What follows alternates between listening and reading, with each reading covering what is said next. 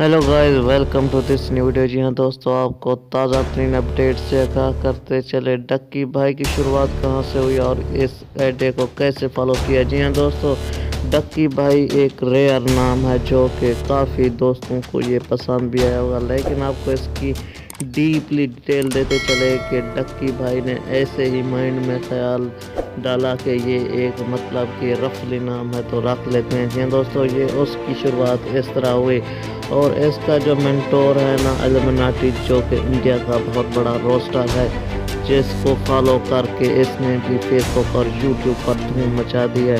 जी हाँ दोस्तों, डक्की भाई और नानी वाला की और एक स्टोरी है जो कि आपको नेक्स्ट वीडियो में बताई जाएगी।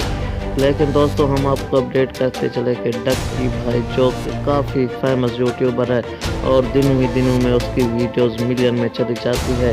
जी हाँ दोस्तों, ये कहानी कैसे शुरू हुई और इसने कितने अर्निंग की है सोशल मीडिया और यूट्यूब से, तो आप हैरान परेशान हो जाएंगे। जी हाँ दोस्तों, इनकी अर्निंग मंथली मिलियंस में है। ये थी आपके लिए ताज़ा तरीन अपडेट।